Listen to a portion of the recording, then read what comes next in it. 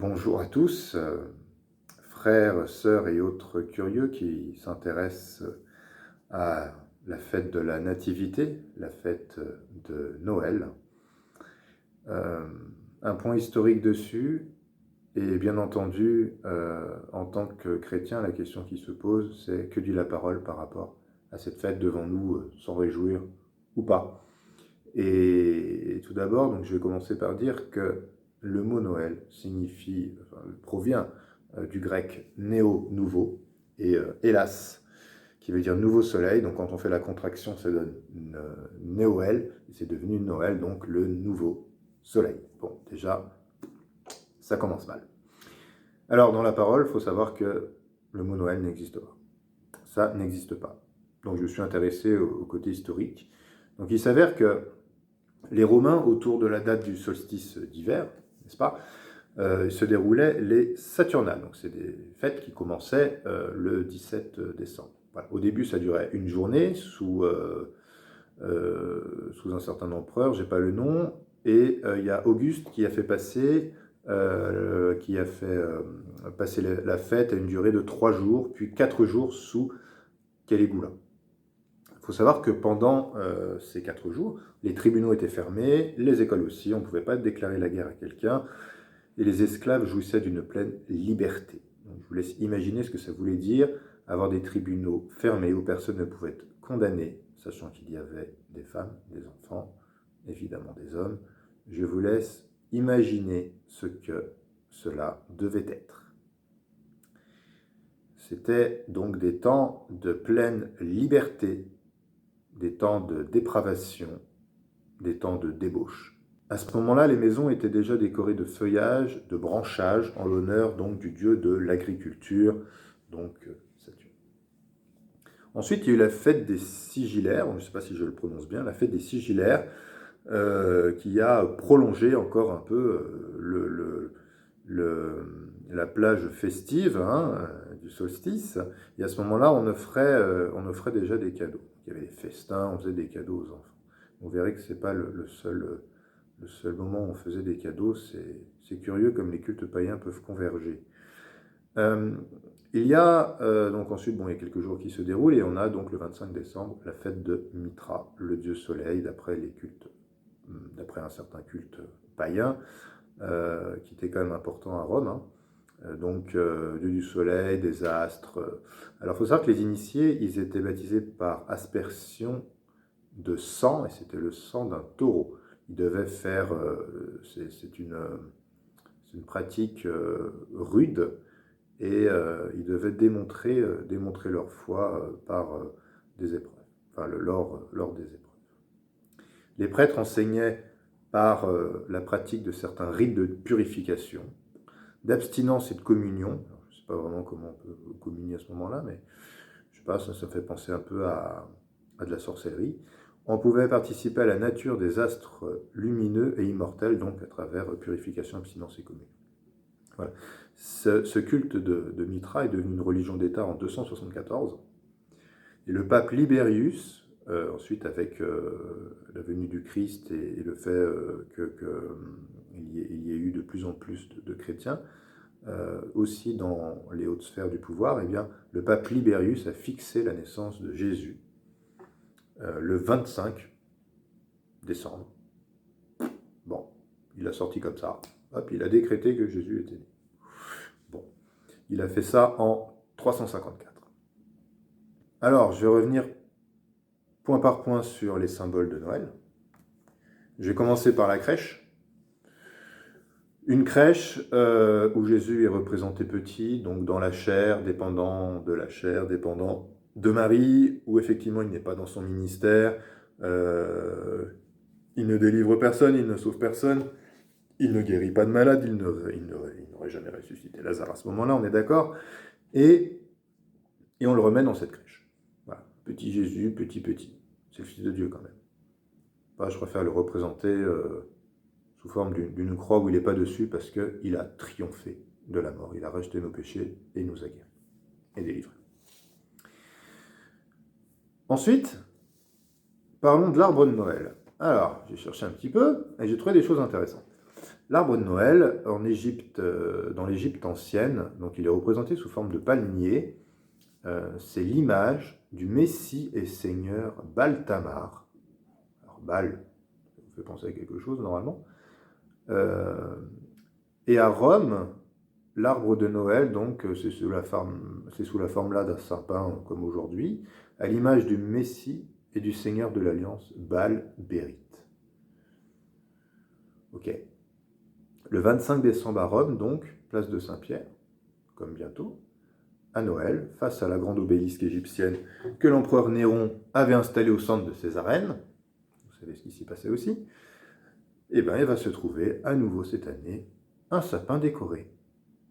Il y a un verset, justement, dans l'Ancien Testament qui en parle. On va apprendre Jérémie 10, 3, 4, de 3 à 4. Voilà, car les coutumes des peuples ne sont que vanité, on coupe le bois dans la forêt, la main de l'ouvrier, le travail avec la hache. On l'embellit avec de l'argent et de l'or, on le fixe avec des clous et des marteaux pour qu'il ne branle pas. Bon, je pense que vous avez aussi compris de quoi il s'agit. Je vais passer à la bûche. Alors là, cette fois, on va changer de culte. On va rester dans le paganisme, mais on va changer de culte. Alors la bûche, en fait, c'est le tronc mort de Nemrod, donc Nemrod, descendant de Noé qui avait pour femme sa mère. C'était le roi des Assyriens. Il y a un passage qui en parle, donc Genèse 10, 8 à 10. Voilà. Couche engendra aussi Nimrod, c'est lui qui commença à être puissant sur la terre. Il fut un vaillant chasseur devant l'Éternel, c'est pourquoi l'on dit, comme Nimrod, vaillant chasseur devant l'Éternel. Il régna d'abord sur Babel, Érec, Akkad et Calné, au pays de, je ne sais pas si je le prononce, Shinéar. Alors la bûche, c'est le tronc mort de Nimrod, donc déifié, déifié comme un dieu soleil, afin que le 25 décembre, par la magie, n'est-ce pas, surgisse un arbre vert à partir de ce tronc mort. Sa renaissance, la renaissance de ce dieu qui était mort. Bon, c'est un dieu qui meurt, c'est étonnant. Et les cadeaux étaient des dons que Nimrod faisait pour les pécheurs. Voilà. Et j'en viens au Père Noël, c'est que le Père Noël donc renvoie à Nimrod. Il est assez connu d'ailleurs en Asie, il était assez connu en Asie à ce moment-là. Le dieu du feu donc descendait dans les cheminées pour déposer des cadeaux. C'est assez préoccupant. Vous avez un mélange de plusieurs religions paganistes. Et on n'a pas encore parlé de l'ivresse, de l'excès de table, etc. Alors j'ai plusieurs versets. On va prendre Galates 5, 19 à 21. Or les œuvres de la chair sont évidentes, ce sont la débauche, l'impureté, le dérèglement, l'idolâtrie, la magie, les rivalités, les querelles, les jalousies, les animosités, les disputes, les divisions, les sectes. L'envie, l'ivrognerie, les excès de table et les choses semblables, je vous dis d'avance, comme je l'ai déjà dit, que ceux qui commettent de telles choses n'hériteront point le royaume de Dieu. Je peux ajouter les deux versets qui suivent. Mais le fruit de l'esprit, c'est l'amour, la joie, la paix, la patience, la bonté, la bienveillance, la foi, la douceur, la maîtrise de soi. La loi n'est pas contre ces choses. Allez, on va encore aller plus loin. Ceux qui sont à Jésus-Christ ont crucifié la chair avec ses passions et ses désirs. Si nous vivons par l'esprit, marchons aussi selon l'esprit. Ne cherchons pas une vaine gloire en nous provoquant les uns les autres, en nous portant envie les uns aux autres. J'en profite, je vous parlais de Nimrod, roi assyrien, j'en profite pour parler de Babylone.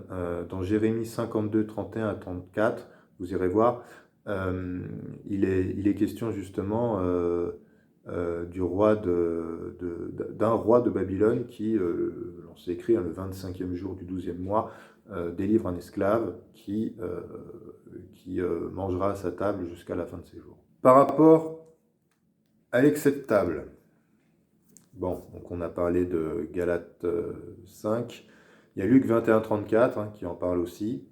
Prenez garde à vous-même de crainte que vos cœurs ne s'apesantissent par les excès du manger et du boire et par les soucis de la vie et que ce jour ne vienne sur vous à l'improviste. Il est question de la fin des temps. Dans Philippe 3,19, leur fin sera la perdition. Ils ont pour Dieu leur ventre, ils mettent leur gloire dans ce qui fait leur honte. Ils ne pensent qu'aux choses de la terre.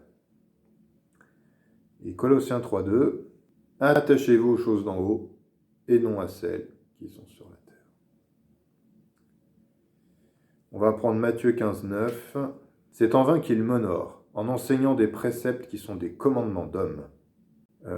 Et on va prendre 2 Rois 17,33. Ainsi, ils craignaient l'Éternel et ils servaient en même temps leur Dieu d'après la coutume des nations d'où on les avait transportés. Voilà, ça c'est pour vous encourager à renoncer à cette fête qui n'a absolument rien de chrétien. Dans Luc 1,26, l'ange se présente à Marie.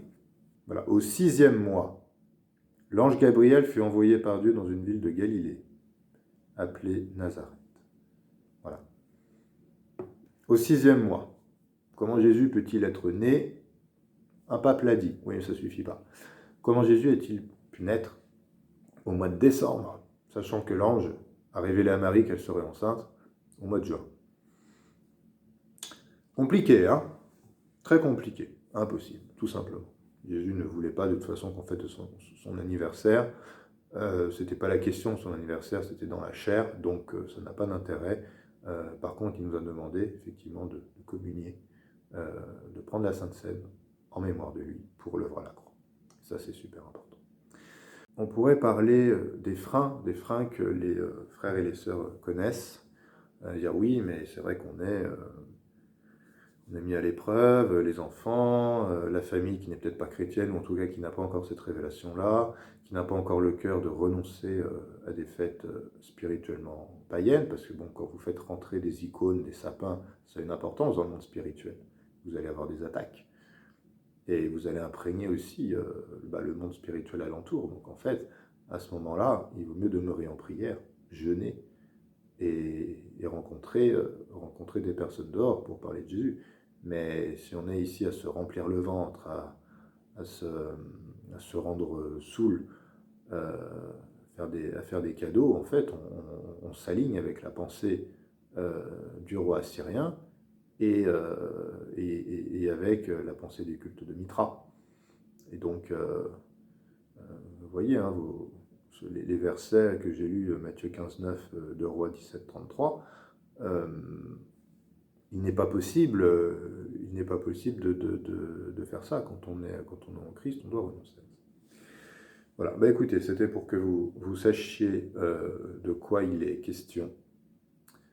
La dernière précision, effectivement, ça tombe le 25 décembre. Il faut savoir qu'il y a 12 jours d'écart entre le calendrier lunaire et le calendrier solaire. Donc en fait, c'est pour ça que vous avez 12 jours entre Noël et l'Épiphanie. J'aurai l'occasion d'en parler dans une prochaine vidéo de l'Épiphanie.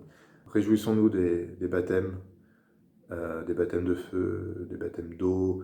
Réjouissons-nous aussi de la Pâque. Réjouissons-nous à chaque fois qu'il y a des guérisons, qu'il y a des délivrances. Réjouissons-nous aussi lorsqu'il y a des mariages, comme Jésus, son premier miracle était de changer l'eau en vin pour qu'on se réjouisse au mariage. Réjouissons-nous vraiment de ces choses-là et de tout ce que le Seigneur fait de merveilleux dans nos vies, qui ne figure pas sur un calendrier, mais justement, voilà, de savoir que le Seigneur nous a surpris et quelque part, c'est encore plus agréable et c'est sain surtout. Demeurez bénis. Ciao.